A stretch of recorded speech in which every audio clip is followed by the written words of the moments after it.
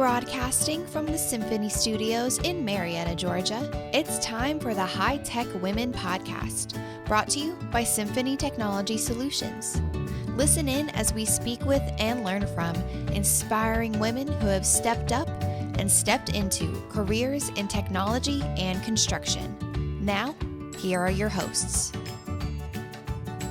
Hey everyone, and welcome to another episode of the High Tech Women Podcast, brought to you by Symphony Technology Solutions. I'm one of your hosts today, Katie Galley, and I am joined by my co-host, Johnny Fittner. How you doing, Johnny? I'm doing very well, Katie. Thank you. How are you? I am doing awesome. It's a lovely day here, and we have another great episode celebrating, of course, high tech women, but specifically in Women's History Month. We're still in March, which is awesome. We've had quite a few great women on, and today is no exception, of course. We have a two-time, I think, visitor now to the Symphony studio with us, but this time she has a new title. And so today we have Felicite Moorman again, and today she comes to us as Vice President of the P2 Smart Building Suite and Community Connect at RealPage Incorporated. Yeah. You're going to do that 3 times fast? No? All right. No takers. Well, Felicite, how are you doing? I'm really, really well. There's a lot to be optimistic about these days, and I think we're all ready to maybe take a summer vacation. To get out there, do a little travel. I got my fingers crossed that we're all going to see each other really soon.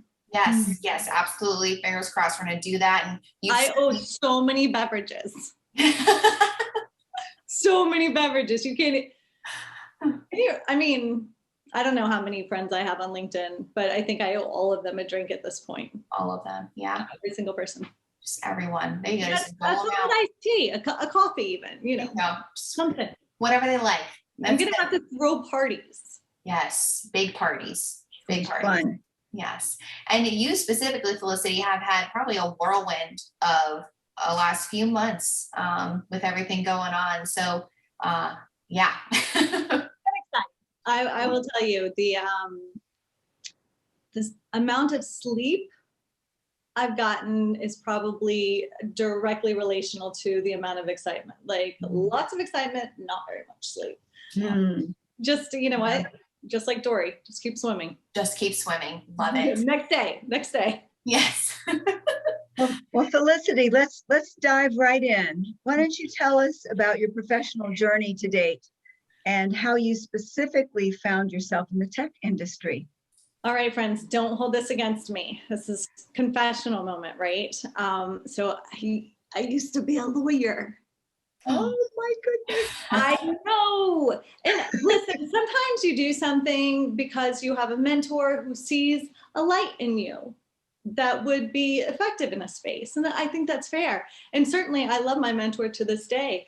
And I believe that the study of law was profoundly impactful on my ability to transition my career. So no regrets. And yet the lawyer jokes never stop. You want to hear my favorite? Yeah. Why don't sharks eat attorneys? Why? Professional courtesy. Professional courtesy. Listen, I'm sharing that in a tech webcast because the number of lawyers who are going to get angry with me are few here. Yeah, that's good. So I transitioned my career. 2008 was not great for real estate. If you'll recall, there was a mortgage-backed securities collapse, and I happened to be in that industry. And so everybody, I think, who was not too big to fail, if you will, had to stop and take a look at that moment and say, the fight that it's going to require to continue in this line of work is going to be as substantial as anything else you could do for a career. And so for me, it provided an opportunity to pause and really consider what aspect of my career I was enjoying. And the truth is I was enjoying the business more than the paper pushing. And I took a moment to look around and see what was available and found a job as a business analyst, business development, and educator or trainer for a company in Oklahoma, which is where I grew up, that was the GE licensee for consumer and home electronics. And they took for all intents and purposes, they took a risk because they didn't know if my skills would translate. But I'm pretty energetic, and I took 3 jobs for the price of 1. And that was a selling point, right? And I fell in love in only 2 to 4 weeks with wireless technologies, RFID. The person whose shoes I was filling had gotten a start at analyzing some of these technologies and determining which of the 3,000 GE SKUs that you see when you walk through the line at Target, for instance, which of those 3,000 SKUs would be which RFID. So think Z-Wave, Zigbee, everybody knows Bluetooth and Wi-Fi. So these are just mesh networks version of that. Which of those technologies would go in which of their 3,000 devices? Mm. And I mean, I don't know, what's more fascinating than that? Here's where I show, a little nerdy. It was great. All 8 cable and telecom providers were rolling out home automation.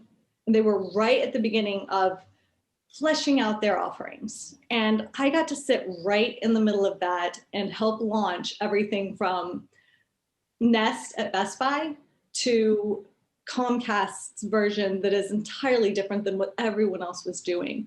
It was fascinating. It was exciting. It was moving so fast, and I was done.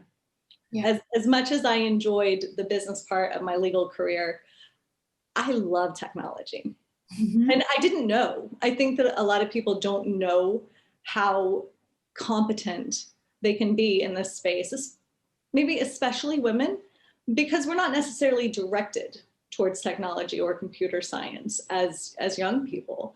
A couple run-ins with a couple professors, and I was like, I don't think this is worth it. And that was, that was how I got into law. It's because I didn't love my interactions with my professors. So I think there's a lot to be said for trying technology and seeing if it's not the fit for you that it was for me, unexpectedly. Now, I was not always an early adopter. Like, I got the first iPhone. Like, that was just a no-brainer. The first iPod, you don't even know what that is. So really early on, like, I was willing to try new products and make that investment into something that could be life-changing. And I think technology is. I think it's a great way to write the future. Yeah, that's beautifully said. And I think, too, you're right. It's one of those things where a lot of times you don't really know what you're going to be interested in or passionate about until you expose yourself to it. And then, too, if you're turned off from something, well, you think, okay, that's not for me. But if you re-expose yourself, then maybe, you just never know. So it's that willingness to walk through those doors of opportunity. Yeah. And I think right now not necessarily in the field of technology, but a lot is happening from an employment perspective. And most especially, the statistics show for women. Very often, because of pay equity issues, when one of the spouses needs to decide to stay home and Zoom with their children for 32 hours a day. There's not 32 hours in a day, but I know it feels like this to people. And it's not always, don't misunderstand, it's not always the woman, but very often the higher earner is a husband. And in that circumstance, we've lost so many women from the workforce that we have literally set ourselves back to, I think it was 1950 is the statistic. Yeah. And so that also impacts earning potential because you have a break in your career. So this is what I would recommend. Hold on. I know we need to get back to work, maybe. I know we need our jobs. We need, women in the workplace, but just wait a minute. Before you go back to what you were doing, did you love it? Did you jump out of bed in the morning? Is it what you intended to do? So I learned that I was in the right place when I put my head on my pillow at night and I have expended 100% of my potential. I have given of myself everything that I have to give. Now I have an outstanding team that makes it worthwhile every day. I love the mission of formerly known as Stratus, now Community Connect. I'm dedicated to this. It's my opportunity for legacy, but can you get that? If you had to make a break in your career and you're going to have to re-enter the workforce in some capacity, what is it? What fires you up? What's exciting? So it's an opportunity. It's unfortunate, but what if all those women or half those women go do something that they get to love? Yeah.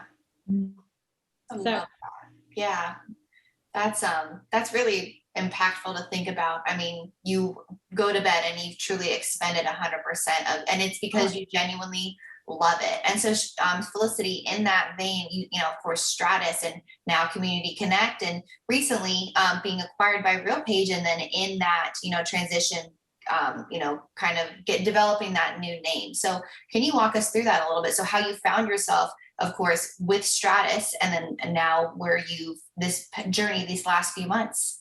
Yeah, so I think everybody at RealPage will tell you I'm a better entrepreneur than an employee. I'm trying. I think I'm doing a fair job. I think I have a review coming up tomorrow. It's only been 6 months. I don't know what you get to review for 6 months. It's funny, right? Like it'll be interesting. The truth is that when you run a startup, you get reviewed every day by your clients and your coworkers. So, but it's been interesting in that it's very similar to handing over. Honestly, I think like one of my children, the amount of time that I spend with the business is more time. You know, we spend 40 hours a week minimum, likely, in our careers. And so that's been, it's handing something to someone and not having control for somebody like me, which might have some control problems. It's been a lot of learning. Now, the truth is RealPage is led by visionaries. And you can get muddled in the processes and the mire. And certainly I have not figured out how to do an expense report yet. There's just a long tally now. I'm probably in trouble. But anyway, that's probably included. That said, they see the future of smart buildings with as much opportunity to create legacy as I do, if not more, frankly. Acquiring additional companies to bolster what we've created, connecting it to the platform so everything is holistic in one.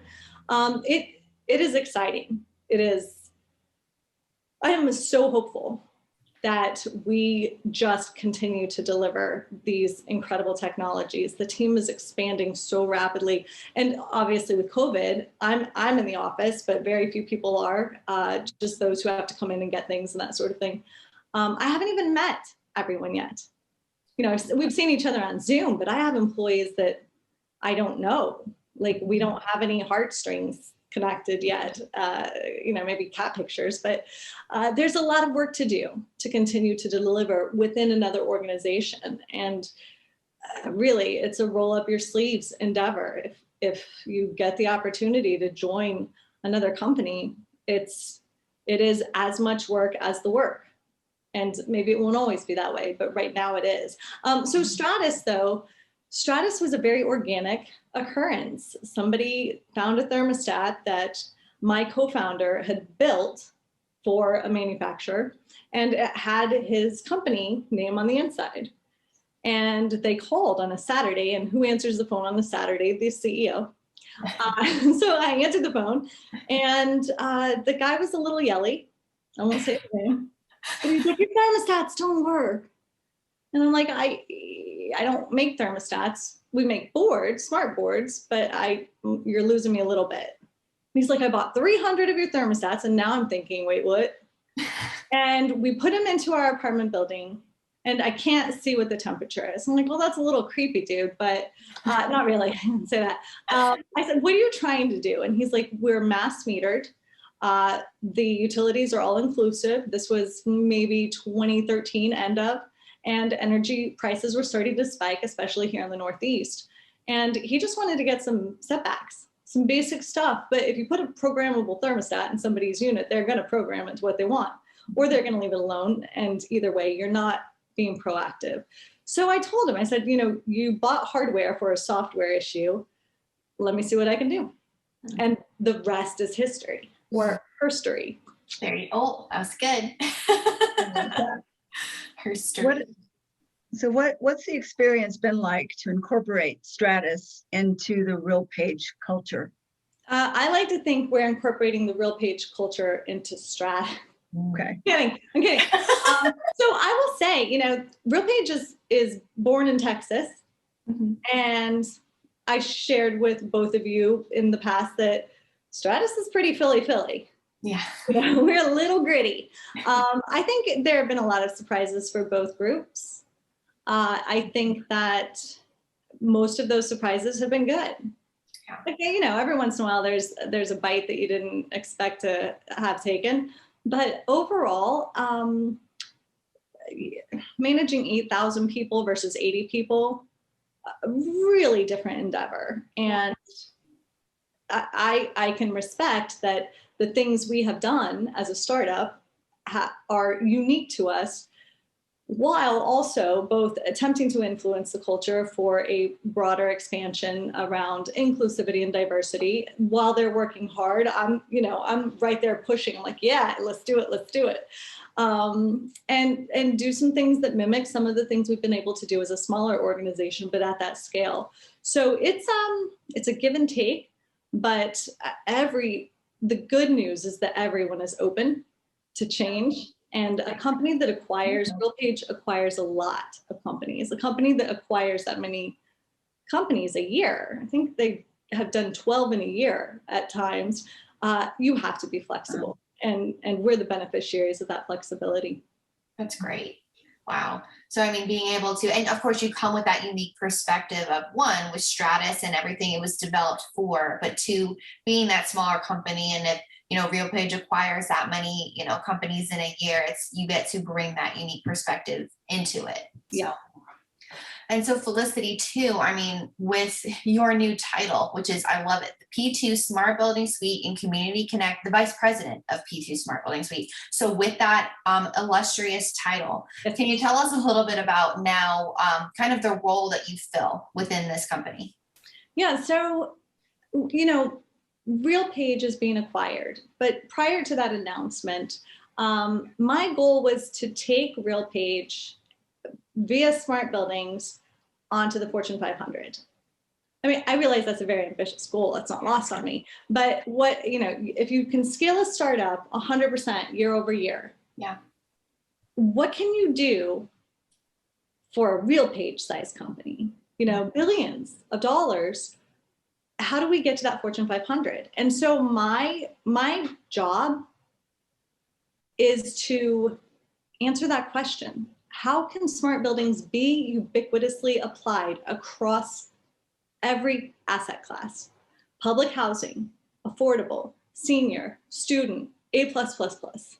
Yeah. How do we make this technology affordable and applicable and meaningful, real impact across every type of building in a way that's compelling? And the answer is make it less expensive, less costly than the value. It's super simple to say how to do it. Actually executing is the exciting part. Now, that's my VP job, but I still retain what I've always said is my job is to enable the best team in the world to deliver their best art, their best work. I want them to do what I do. I don't want them to act like a founder. I don't want them to work 12 hours a day. That's not what I'm asking for, though some do. But I do want them, when they put their head on the pillow, to say, I did everything I could today within the confines of time and work-life balance that I'm willing to live. I did everything I could today. I delivered everything I could because I was enabled, I was engaged, and I love my team and they love me. And that, to have more people who feel like working like I do, maybe just take it down a notch. That's profound. That's a profound opportunity. And if I can deliver it to some people, it's not 100% ever.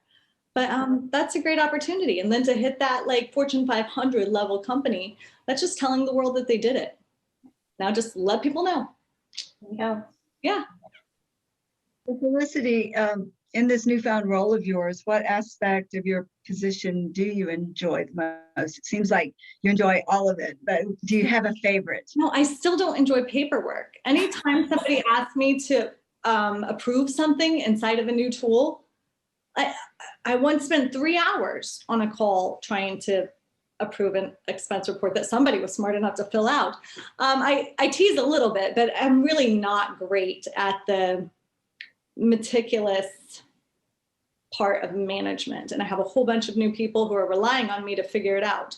So that's my least favorite part. So I don't love everything, but I do love the storytelling. I love engaging with people. I love telling the world that this team did this and that this team is growing and that we have more support and more resources. And that means more opportunity to have impact on these buildings. It's great. So thank you for having me. Course, love, because I mean, you're great at sharing stories and of course influencing others, and you love talk, but you're great at it because it's not just, you're not just saying random things. It's clearly a story that you're sharing, and having the team beneath you, you get to influence so many people, and one, just by sharing your story and leading by example, leading through those experiences. And so Felicity, with the journey that you've led to date and kind of reflecting back, if someone was wanted to maybe be an entrepreneur or enter property tech or construction, just kind of get involved in this industry or just technology in general, what piece of advice would you offer that young person? Yeah, so pre-COVID, I got to spend a lot of time with young people here in Philadelphia, but certainly beyond. And I gave them the same piece of advice all the time. So often when people think about technology, they think I have to learn to code. And by all means, if you're interested in coding as a young person, woman, man, if you're interested in coding, jump in. There's boot camps, there's free clinics, jump in. If you don't find yourself attracted to that right off, that's great. But the incomes, frankly, in technology are such that if you like to tell stories, if you like to help people on the phone, if you like to push the paper and you're an accountant, if you're interested in helping employees become better in career development, do it in technology. Mm-hmm. It's not always hospitable, nothing is, but there's growth in technology. There's stability in technology, despite the flux of constant change. We need more technologies. We need life-changing, world-changing technologies. So go find what you love, what you do like to do, or maybe just what you're competent or comfortable doing. Let's start there. Do it in tech. Technology, we are hiring right now. By the way, one quick plug, we're hiring right now. Lots of people, please, please, please, please, please. Okay, that's all. But we need, and it's especially nice, and we have this experience at FKA Stratus. We have this experience where we've been able to bring people in from career transitions. So this isn't somebody who went to school for computer science, worked in tech all their lives, and now has the glasses of technology that color everything from a tech perspective. No, we need teachers. We need people who bring the outside world into us and make our product better. We need people who have had some challenges in their lives and have had some challenges in their career and can appreciate how unique technology is. Not perfect. You can find plenty of challenges in technology if you look for them in the industries around technology. But by all means, especially prop tech, women who happen to see me do this, please, please, please come work in prop tech, because if you look at multifamily, the number of women working in multifamily it's greater than the number of men.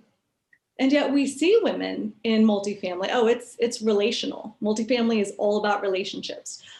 Student housing, very similar. But we see them in roles at property management companies. We need you. Come work in tech. Come work in prop tech. Yeah.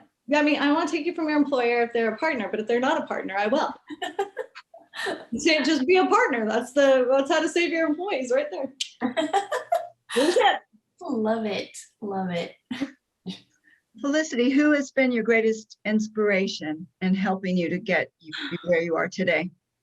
I'm just like, I had a very challenging childhood, very challenging. And while my parents were just young and in Oklahoma, that's a tough thing to do all in and of itself.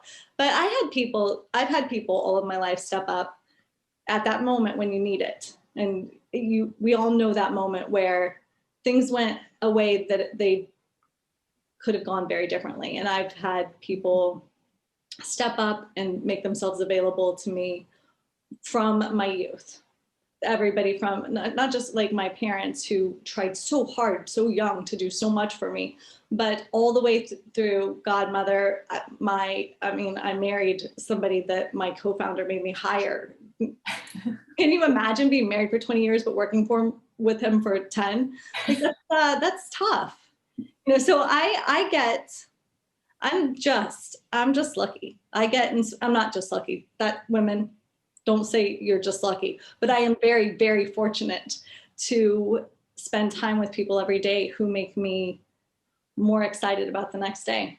It's across the board. Every single person on my team at some point in the 7 years that was Stratus and now today through this transition, every single person on my team, so 80 people, have reached out to me and said, I don't know what this feels like. I know what you present every day. I know the enthusiasm that you bring to us and we appreciate it, but this has to be hard. And we're here for you. We're here for you. We're here because of you and we love you. And that's like, what else do you want? I don't know. Right. 3 kids who do the same thing. 3 kids who do the same thing. I'm pretty lucky. Not lucky. I work very hard and I'm recognized. Yeah, absolutely. Felicity, again, just an incredible interview. You're just such a delight to talk to. I know Johnny and I was laughing. It was just great. So we laughed, we cried. It was great. It was just so good. And thank you again for stopping by the studio. If someone wanted to learn more about you, get in touch with you, learn more about, I guess, RealPage and, these transitions that you guys are now going through again, where might they do that?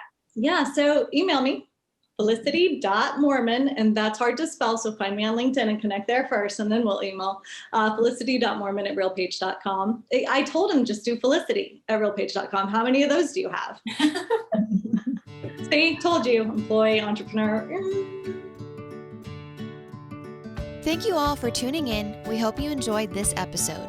To learn more about Symphony, you can follow us on LinkedIn, Facebook, and YouTube at Symphony Technology Solutions, and on Instagram at Symphony Tech Solutions. Never forget that wherever your pursuits take you, cling to the truth that you are absolutely made for a time such as this.